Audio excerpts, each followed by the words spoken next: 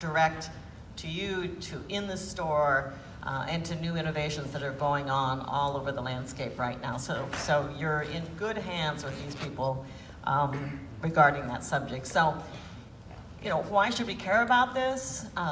It's interesting because we all interact with it every day, or at least see it going on around us. But when you think about it, how this all ends up taking shape in the future, because right now it's sort of still all taking shape, it will affect everything up and down the supply chain. What we end up having delivered, or how we want it as consumers, how we want it delivered to us, will have ripple effects in terms of everything from how the food is grown, how the ingredients are grown, where it's going to be grown, what transportation service is going to be used, what the packaging will look like, the cold chain. Everything up and down the supply chain will have a ripple effect from what this food delivery system will look like, which means really all of you, and in some ways in this room, are going to design that system because you're the one at the plate, from the farm to the plate, right? So it's going to be what you really want as a consumer that will determine how this will shape up. So here's what the format for this hour will look like. We'll have basically an hour together. I'll ask each of the panelists to introduce themselves, short introduction, and then we'll have about a half an hour-ish or so of some questions that they'll all just take turns answering. After that time, there's a mic right here that will take questions from you in the audience, and so feel free to start thinking about questions you'd like to ask the panelists, and we'll sort of finish up during that last half hour with some questions. So let's meet the panelists. So why don't we just start and go right down the line. Okay. My name is Bill Delaney. Relevant to this panel and the future of food delivery, my experience is from Whole Foods, where I led marketing and some of our innovations into food delivery, including shipping boxes and ordering holiday meals for pickup. From there, I went to a company called Greenling, which was a local organic food delivery company. It was a pure play e-commerce, so customers would order online, and we would deliver to them via our trucks. And the idea was really to connect local farmers to the local consumers. And so that was a Texas-based company. From there, I went to Amazon, and that's where I've spent the last couple of years working on Prime Now, which is the 1- and 2-hour delivery service. So really my perspective is coming at this from a couple different angles, where we've got Amazon, which is obviously a very large company, handling delivery in all sorts of different fashions. Greenling, which was very much a very small company, and Whole Foods, which is really a grocer looking to adapt to a changing environment.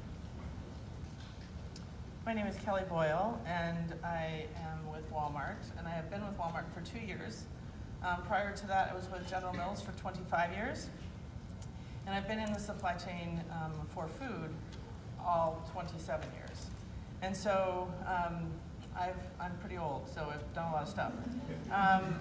So I've done sourcing, I've done manufacturing, I've done logistics, I've done customer logistics, and the last 2 years kind of being in the retail world specifically has been fascinating. So if it's food supply chain, I probably have something that's relevant to this panel. First of all, thank you, Robin, for moderating, and thank you to the audience for coming to check this out. My name is Benjamin Lipson. I am a regional general manager at DoorDash, responsible for strategy and operations in a growing number of metro areas in Texas and surrounding states. And additionally, I'm an enthusiastic food delivery customer. Awesome.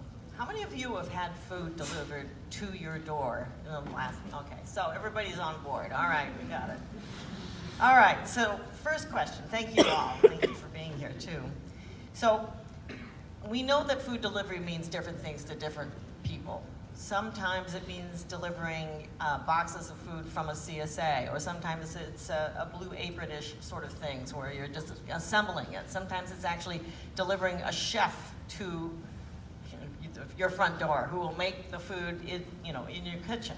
there are so many sort of formats and things that are going on right now, including curated boxes, et cetera. So with all of these choices, the question to ask our panelists, just to get us started, is, so are we seeing really almost peak food delivery? In other words, are we almost there at the future, or is this the beginning? I mean, how far are the sidewalks getting busted up here? Are we seeing the shape of it already or not? I think it's just the beginning. So, you know, everybody's hand went up here, but if you had asked the question 5 years ago, it may have been different. So, the two big trends, or the one big trend here, obviously, is the ubiquity of the mobile device and the ability to get things on demand, or for you to ask for things on demand. So that's a big change. But I think food is particularly interesting because we're all in that market, you know, and we all are eating every day. And I think that's what really makes food space unique in this environment, where other on-demand services you might not need every day, but food you do. I would add to that, Bill, that I think that not only is it just the beginning of how we interpret food delivery, I think that food delivery is going to change and like what we think about, right? So everyone raised their hand for what they've had delivered, but there's probably 47 other things that you would potentially think about having delivered if that service was there. And so, you know, is it to your home, or is it to your car, or is it to actually to soccer practice, or is it a meal, or is it ingredients, or is it your regular, like, all of those things become very relevant and haven't necessarily been tapped into. So not only do I think has it just started from what we're experiencing today, I think what we're experiencing is just a little bit of what its potential is. In fact, only 5% of deliveries are even online today. In some respects, the greatest competition for DoorDash and for food delivery in general is the phone. Most deliveries are being executed by people walking into a restaurant or by calling up a restaurant directly. So I do think it's very much just the beginning, and I think that food is one area within last mile logistics, but it can certainly be expanded to new businesses and new industries as well. So that reminds me of a conversation we had just before the panel. We were talking about whether or not companies that are currently delivering food and companies that are not delivering food right now, are we really just talking about companies being primarily logistics companies that happen to be delivering food? In other words, will there really be a segmentation, or will these activities converge on just a logistics company that is good at delivering everything to us? Any comments on that? That is consistent with how DoorDash has shaped its vision from our inception as a logistics company first, dedicated to last mile logistics. And we focus on food delivery largely because it's a huge opportunity. You can imagine if we can deliver a burrito hot or ice cream cold, that we could deliver anything. And in fact, we did launch DoorDash Drive as a platform for restaurants to tap into DoorDash's network to power deliveries that come in directly to their websites and their apps. So it's also to define ourselves as a merchant services company and to dedicate ourselves to innovation and products that will drive additional streams of revenue for the merchants, which may not just be limited to delivery.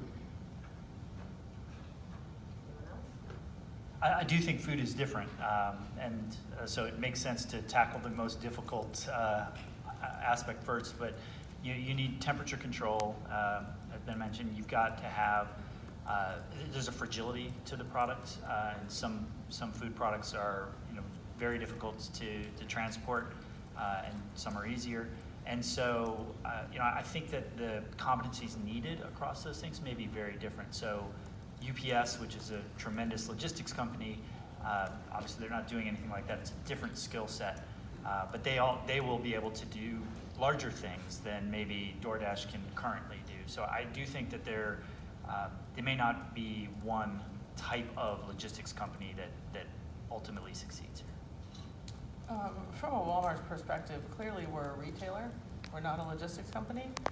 But Walmart has been known across its whole history as being excellent at logistics. I think to Bill's point, for food, you not only have to move it, you have to take care of it. And when we think about taking care of it, it segregates out part of that logistics expertise that we have to continue to grow and make sure that we're doing what customers expect. And that's whether it's not just taking care of it, but it has to be fresh. So it can stay cold, but if it takes you a long time to get there, it's still not fresh. And so if it's local, how do you make sure that that continues to make sure that that chain into the store is appropriate? And how you can't have a lot of little wagons, right? And so it's really important to think about what the customer is wanting and how do we get them there? Because we're a retailer because we sell stuff to people. That's the only reason. So what people want is what we have to deliver. And I think that, unfortunately, you lead into the logistics world very quickly because it's a requirement, but we want to get people what they want and how they want it. Yeah, it's so, TVs aren't tacos. I mean, if something goes bad in the food end, the ramifications are really not pleasant. So that's something that really you have to appreciate about that different supply chain. So, you've been hearing all these things going on about the news where people are coming into your homes to deliver things, where, in fact, you've been getting some acquisitions of doorbell companies and people developing their own door, and then there's Siri and Alexa and all these people lurking around in your house who are going to help you do all of this. How do we feel about that sort of, coming into your home, that personal space? I mean, how close do we want these delivery companies to be to us? Or at the end of the day, do we really want them out there in places that we already go to, that we can just, on the way to work, on the way to the dry cleaners? There are formats sort of for all these different scenarios. I mean, these are two sort of big differences between the closeness of this delivery point to us. So what are your thoughts on that? Oh, so this is a personal answer, not a Walmart sanctioned answer. But I would prefer anyone to help me with anything. Okay. So I'm perfectly, open the door, put it in the fridge, like all of that. Okay, it's all good for me. Well, I'll speak personally that I do not want that. But one of the things that I think is very interesting about the remove that we have from ordering food, I think people understand their food less now. And I think that they are, despite the fact that there's more information about it, it is so easy to just pick something off a screen, you are cooking less, you know less about where your food is coming from in a lot of cases. And I think that can be a concerning trend for all of us. If things just magically appear and we don't really engage with it in the same way, that could be a concern. That said, it's nice to get things on magically. I don't know. I mean, we're hearing this trend of all this tracking and tracing technology. Need I say in the room again, blockchain? Okay, it is the thing, and it certainly is pertinent to food because that technology is really being looked at in terms of tracing a secure chain of events, literally to your doorstep. And so it may be in the not too distant future that you really will have the track record of exactly where your bite came from. As it's being delivered. We know how we can track it in the supply chain, but you'll know a lot more, including who grew it and what the carbon footprint is, et cetera, et cetera. So do you see that being like, if the consumer really has issues about trust about where their food comes from, and they get this information, then after that, will it not matter? Once they trust the sender, once they trust the source, it's really convenience at the end of the day. That is the core, sort of value of delivery is just convenience. If you can supply the information with it. I do think that technology allows us to get smarter, and that consumers want more convenience. People are busier and busier, but at the same time, they still eat 20 times a week. And we set out to solve some of those problems for them. And one of the ways that we do that is by offering broad selection. DoorDash works with over 100,000 restaurants today and will continue to invest in working with more restaurants and offering